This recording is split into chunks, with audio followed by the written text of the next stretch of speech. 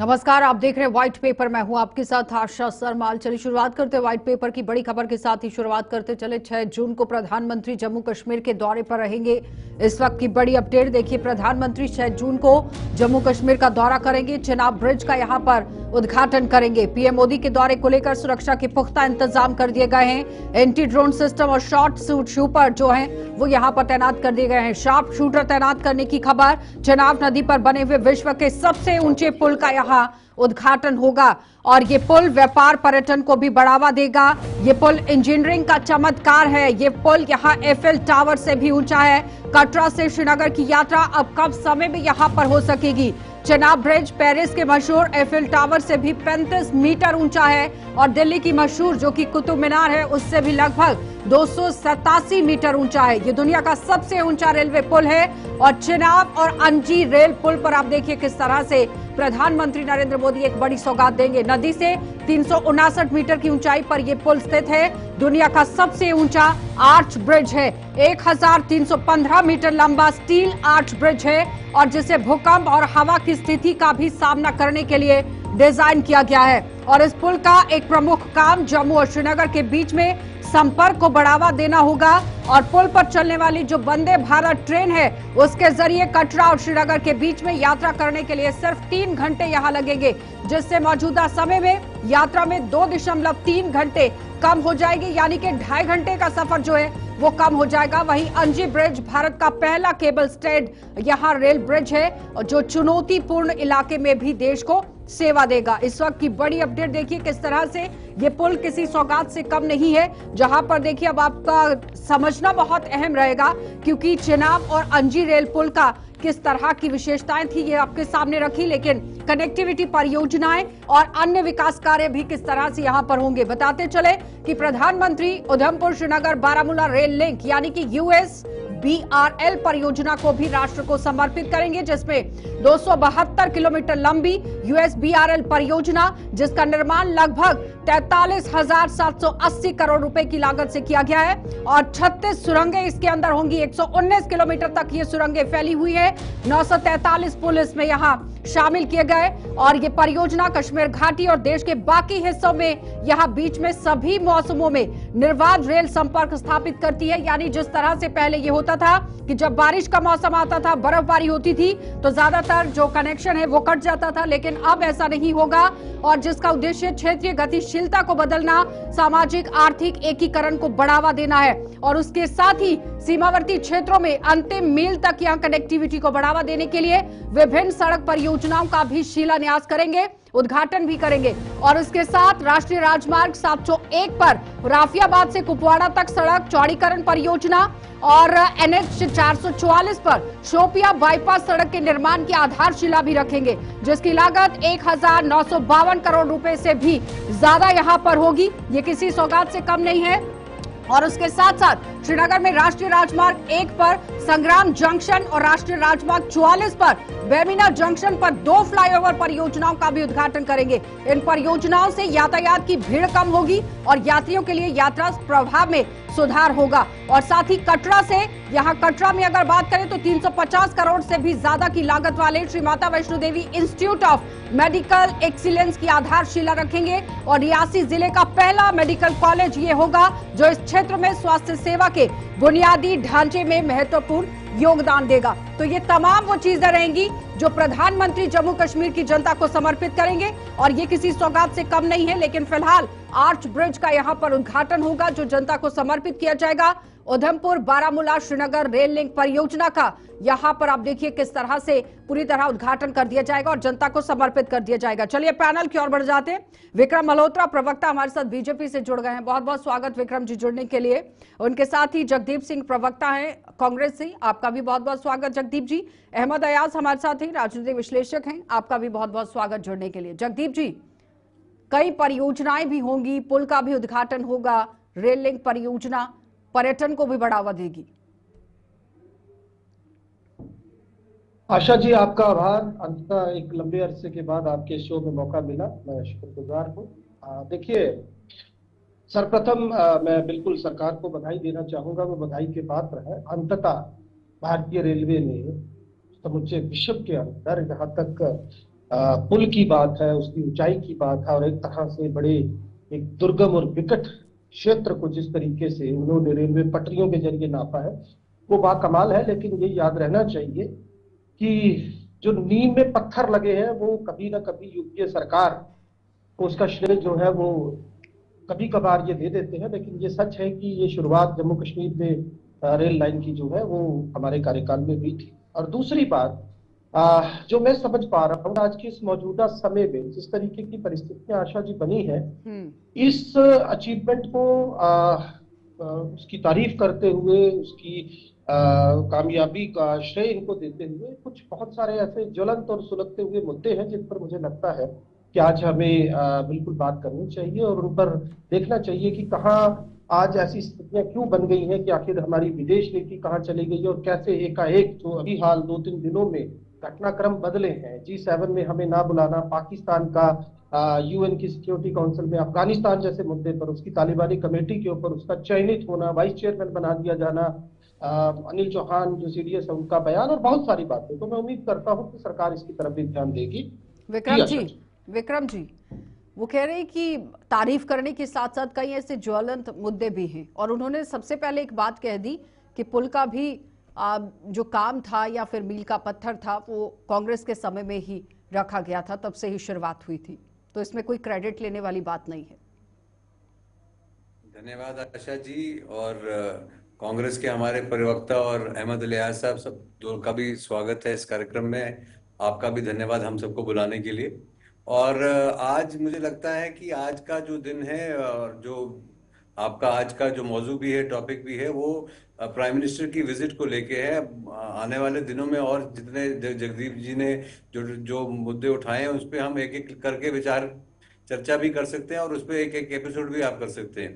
तो आज का दिन जो मुझे लगता है वो हमको पॉजिटिविटी के साथ, जैसे शुरुआत में जगदीप जी ने कहा कि आज जो एक उपलब्धि इतनी बड़ी है कि दुनिया का सबसे ऊंचा रेलवे ब्रिज इनॉग्रेट होने जा रहा है, और वो भी जम्मू कश्मीर की रियासत में।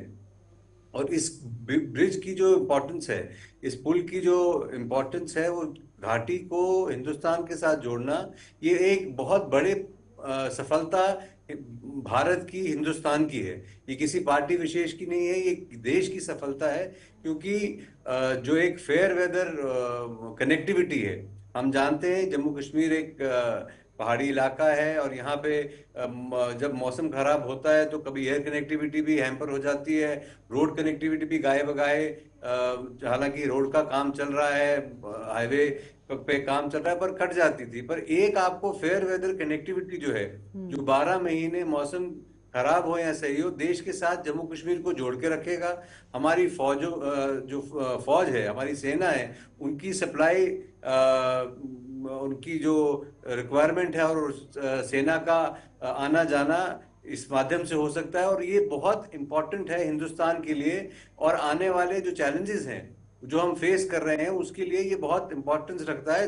जहां ये टूरिज्म को बढ़ावा देगा, जहां ये और मैशियत इकोनॉमी को बढ़ावा देगा, उसके साथ साथ जो इसकी स्ट्रेटेजिक इंपॉर्टेंस है वो मुझे लगता है बहुत ज्यादा है। और आज का दिन जो है, पूरी दुनिया की नजरें जो है परसों जब प्रधानमंत्री इसको इनॉग्रेट करेंगे तो इस ब्रिज पे होंगी। अहमद जी, कांग्रेस पार्टी ने अपनी तरफ से सवाल दाग दिया, लेकिन विक्रम जी कह रहे हैं कि अगर विकास की राह से देखा जाए तो बहुत ही बेहतर स्टेप है।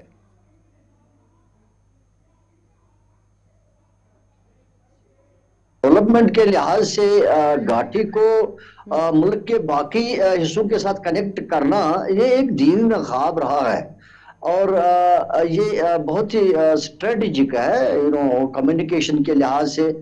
और तब तक कोई डेवलपमेंट सही तो नहीं मानी जाएगी जब तक किसी खिते की कनेक्टिविटी प्रॉपर ना हो तिजारत के लिहाज से। और चूंकि कश्मीर एक टूरिज्म एरिया है जिसमें बहुत आना जाना रहता है बाहर से लोगों को, और वो भी जम्मू और श्रीनगर के दरमियान जो 44 है, 44 है, वो भी 24 आवर्स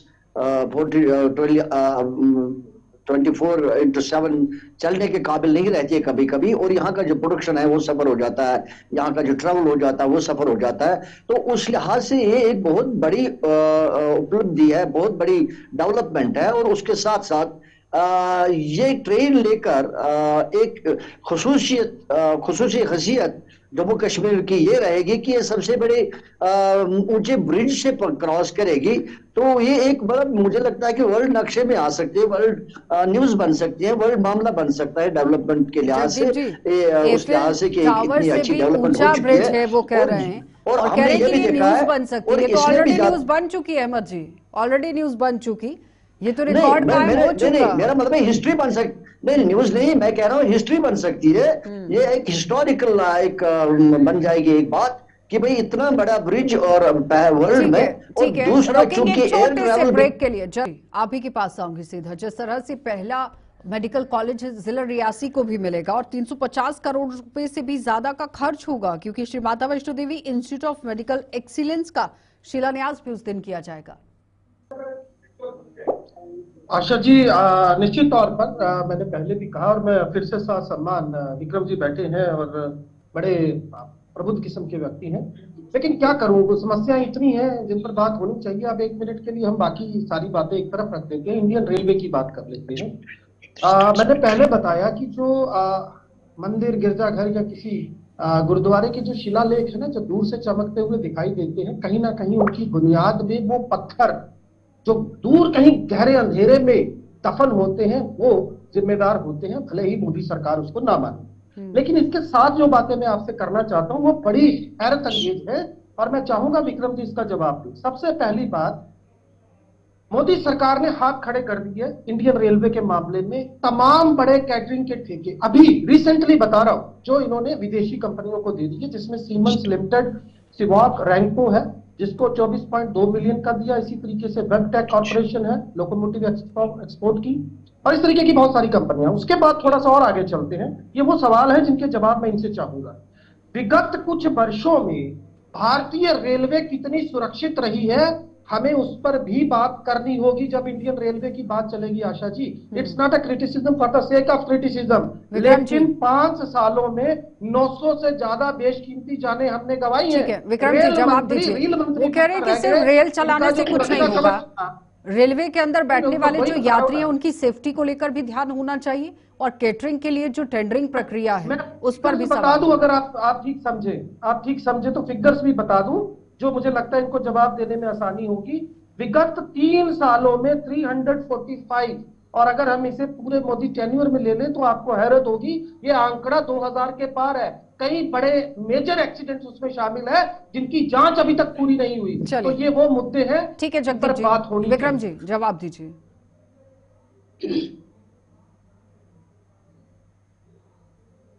अनम्यूट कीजिए विक्रम जी। प्रधानमंत्री की विजिट की जो मेजर हाइलाइट्स हैं उसमें मुझे लगता है जो जम्मू कश्मीर में 370 हटने के बाद जो भारतीय जनता पार्टी ने देश के लोगों से और जम्मू कश्मीर के लोगों से जो वादा किया था, ये एक अनप्रेसिडेंटेड डेवलपमेंट यहाँ देखने को मिली। तो आज से, तब से लेके आज तक, 2019 से लेके आज तक जिस तरह से जम्मू कश्मीर को स्पेशल फोकस में आदरणीय प्रधानमंत्री और आदरणीय गृह मंत्री ने रख के जम्मू कश्मीर की डेवलपमेंट पे, जिस तरह से इंफ्रास्ट्रक्चर की डेवलपमेंट पे उसको एक अपना मिशन लेके और मिशन ले समझ के आगे चलाया है, वो उसी की आज हम ये नतीजा देख रहे हैं कि आज जब प्रधानमंत्री यहाँ आते हैं तो जम्मू कश्मीर के लोगों के लिए कितनी बड़ी सौगात, वो इंफ्रास्ट्रक्चर डेवलपमेंट की बात हो, चाहे वो सड़कों के एक जाल बिछाने की बात हो, मेजर एरियाज जो कुपवाड़ा की सबसे बड़ी पुरानी मांग थी, पिछले 70 साल से सरकारें आई और गई, किसी ने इस तरफ नहीं देखा। जो मेजर कनेक्टिविटी की प्रॉब्लम थी उसको करते हुए जिस तरह से ये प्रोजेक्ट सरकार ने अनाउंस किए हैं, ये कभी कभी पहले आज तक इसकी तरफ किसी सरकार का ध्यान नहीं दिया। टेंडरिंग प्रक्रिया और रेलवे के जो एक्सीडेंट्स हो रहे थे विक्रम जी,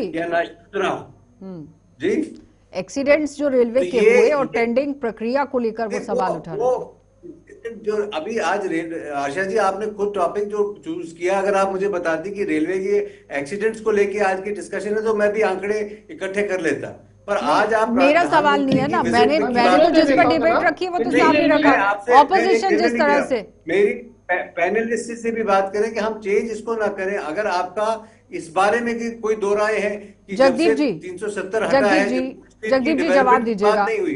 बार बार Congress party Asha ji, negative point की तरफ क्यों चली जाती है, ये सवाल है अभी तो। विक्रम जी एक सेकेंड, अब अगर मैं राहुल विक्रम गांधी जी के एक बयान सेकेंड, को विक्रम जी, सामने लेके जो उन्होंने आदरणीय प्रधानमंत्री के लिए दिया है उस पर डिस्कशन शुरू कर दूंगा विक्रम जी तो एक सेकेंड, इनको कांग्रेस जगदीप जी हर वक्त कांग्रेस पार्टी नेगेटिविटी की तरफ क्यों जा रही है? आशा जी, जब कुछ अच्छा होता है तो अच्छा क्यों नहीं बोल सकती कांग्रेस पार्टी? आशा जी, मैं बड़े सम्मान के साथ फिर विक्रम जी को अनुरोध करूंगा। पहली तो बात ये है कि मैंने जो विषय विशेष पर जो सवाल पूछे वो इंडियन रेलवे से जुड़े थे, और दूसरी बात क्या करूं, भक्तजनों के ये जो ग्रोथ चर्चा है ना, ये सारी सच्चाई सामने रख देते हैं। मैं अभी देख रहा था वो फेयरिस्ट, इतनी लंबी फेयरिस्ट है उन बड़े मेजर एक्सीडेंट्स की, और पूरी दुनिया की अगर आप औसत निकालें तो भारतीय रेलवे सुरक्षा के लिहाज में बहुत नीचे जाकर इसका नंबर आता है। तो जब आप इंडियन रेलवे की बात कर रहे हैं, जब आप अपनी इस उपलब्धि पर अपनी पीठ थपथपा रहे हैं, जैसे आप सिंदूर लेके लोगों के घरों में जाने को तैयार थे, बाद में आपने उसे फेक न्यूज बता दिया। मैंने आपको पहले बता दिया कि इस अचीवमेंट के लिए मैं मोदी सरकार को श्रेय देते हुए बधाई देता हूं। देखिए चर्चा नहीं, एक बात इसमें ये आती है कि जब हम इसको क्लेम करने की कोशिश करेंगे कि भाई किस पार्टी ने आवाज को कम कीजिए, क्या किया, या जैसे अभी हम कह रहे हैं कि 370 को एब्रोगेट करने के बाद ये सारा डेवलपमेंट हो चुकी है। मुझे लगता है कि this may not be fair, ये सही बात नहीं होगी ऐसा कहना कि किसी भी डेवलपमेंट को 370 के साथ रिलेट करना। अगर देखा जाएगा कि 370 और development these are two different things. Well, अगर हम ये कहेंगे कि भाई थोड़ा नॉर्मलसी, इंटरनल नॉर्मलसी 370 को लेकर किसी सूरत में सिक्योरिटी ग्रिड को बढ़ा के आगे तो वो माना जा सकता है, लेकिन एक फैक्ट्री को खोलना, रोड को बनाना, रेलवे लिंक को करना, I don't think it had anything to do with 370। अगर हम इसी प्रोजेक्ट को देखेंगे, आज का प्रोजेक्ट, तो जहां तक मेरा मानना है कि शायद ये 14 साल पहले इसकी इनॉग्रेशन फाउंडेशन स्टोन हो चुकी थी। अगर हम पीछे जाएंगे तो हमने देखे कि बड़े बड़े public sectors and central public sectors undertakings Kashmir में काम करते थे, मैन्युफैक्चरिंग करते थे, असेंबली करते थे। तो to relate it with particularly with the Narendra Modi ji or with relation to abrogation of Article 370, मुझे लगता है कि फिर हाँ, अगर हम ये कहेंगे कि भाई देश के लिए उपलब्धि हम मान लेंगे, लेकिन कोई पार्टी इसको क्लेम करने की कोशिश करेंगे, मुझे नहीं लगता कि इसमें, और अगर किसी के थ्रू हुआ भी हो, चाहे वो मनमोहन सिंह जी हो, चाहे वो नरेंद्र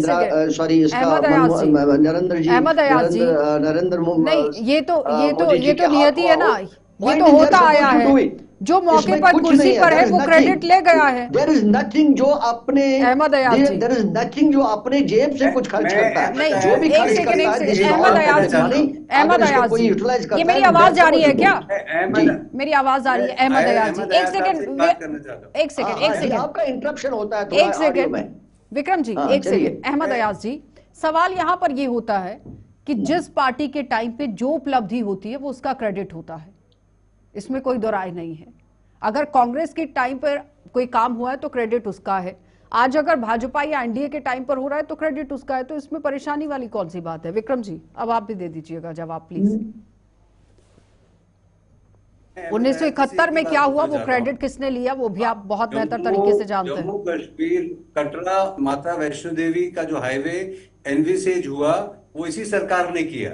आज उसकी वजह से जम्मू कश्मीर में जो लोगों की डेवलपमेंट, जो गांव-गांव में जहां से वो हाईवे गुजर रहा है, वहां पे अगर आप जमीनों की कीमतें देखेंगे और जो लोगों की खुशहाली वहां बनी है उस वजह से, उस हाईवे बनने की वजह से, कुछ प्रोजेक्ट जो है उसका आपको क्रेडिट देना पड़ेगा। जो एक फोकस सोच है, जो ये कुपवाड़ा और रफियाबाद का हाईवे है, इसके लिए इसकी डिमांड कब से चल रही थी। आज अगर आप जम्मू कश्मीर में 2019 में इतना छोटा करने की कोशिश करेंगे उपलब्धियों को कि खाली थोड़े से हालात एक कुछ ठीक हुए हैं, मुझे लगता है that is not being fair to the government at the centre. Because अभी तक जम्मू में भी कहीं ना कहीं लोगों को यह लगता था कि फोकस जो है वो वैली में है, क्योंकि वैली में जिस तरह से उस 370 हटने के बाद जो उसके बाद एक साल भर जो शांत कंट्रोल करने में सिचुएशन को लगा, पर उसके बाद जिस तरह से टूरिस्ट उमड़े और जिस तरह से एक खुशहाली का माहौल जम्मू कश्मीर में बना, और उसके साथ साथ डेवलपमेंट शाना बशाना सरकार ने चलाने की कोशिश करी, तो उसको डिनाई करना मुझे लगता नहीं कि वो जगदीप जी सही होगा और फेयर टू द गवर्नमेंट। मैं आशा जी मैं ऐड करूं एक बात। ठीक है, कीजिए। इस चीज की उपलब्धि किसको दी जाए, इस चीज का क्रेडिट किसको दिया जाए, जब 1971 में एक बहुत बड़ा सेंटर पब्लिक सेक्टर अंडरटेकिंग जो कश्मीर में माना जाता था और पता नहीं हजारों लोगों को एम्प्लॉयमेंट देता था, उसका क्रेडिट किसको दिया जाए? चलिए जगदीप जी। और मुझे लगता है कि आज ठीक है शायद सबसे बड़ी उपलब्धि वो थी 71 में जिसने भी किया। आई डोंट नो कोई प्राइम मिनिस्टर था, कोई कौन चीफ मिनिस्टर था। नहीं, सवाल ही तो वही है ना कि जिसके टाइम पर उपलब्धि हुई है क्रेडिट तो वो लेके जाएगा। चलिए जगदीप जी जवाब दीजिए जल्दी से। ठीक है, हो गया अहमद अयाज जी। उपलब्धि थी जब कोई 50 साल की तो एक बहुत बड़ा एक ही बार में सब बोलेंगे तो कैसे सुनेगा? प्लीज जिम्मेवारी भी उनको लेनी जगदीप जी। पड़ेगी। आशा जी, जो मैं 50 साल जी कश्मीर आशा में जी, uncertain- मैं विक्रम भाई को एक बात विक्रम बता जी। दूं, चूंकि समय की कमी है, मैं जानता हूं ये छोटे समय का कार्यक्रम है। विक्रम जी जरा 1 मिनट सुनिएगा, मेरी बात सुन लीजिए ना भाई। विक्रम जी, आशा जी आप मेरी आवाज सुन पा रही है? बोलिए बोलिए, आप ही की आवाज आ रही है, विक्रम जी की आवाज नहीं आ रही है। Vikram ji 1 second wait. सनातन धर्म का टंका पीटने वाले और अपने आप को हिंदुत्व का एकमात्र प्रतिनिधि बताने वालों को जरा मैं बता दूं कि श्री भगवद गीता में बड़े स्पष्ट शब्दों में लिखा है कि मया दक्षेण प्रकृते सुईते सचराचरम, परिवर्तन ही संसार का नियम है। अगर इनके वक्त में ये विषय जिस पर हम बात कर रहे हैं या ये उपलब्धि जो है ये आज फाइनलाइज हुई है, तो इसका श्रेय इनको मैं दे रहा हूं पूरे सम्मान के साथ। लेकिन मैं कुछ सवाल इंडियन रेलवे को लेकर खड़े कर रहा हूं, उस पर बात नहीं कर रहे। चलिए, माननीय प्रधानमंत्री, बहुत धन्यवाद जगदीप जी, बहुत धन्यवाद विक्रम जी, आपका भी, हम और अहमद अयाज जी आपका भी धन्यवाद। तो फिलहाल 6 जून को प्रधानमंत्री नरेंद्र मोदी पहुंचेंगे। तमाम परियोजनाओं को भी आप देखिए लोगों को समर्पित किया जाएगा, शिलान्यास किया जाएगा, रेलवे ब्रिज का भी उद्घाटन किया जाएगा, जिसमें पर्यटन को जोड़ने के लिए ये बहुत ही कारगर साबित होगा। आप देखते रहिए कार्यक्रम।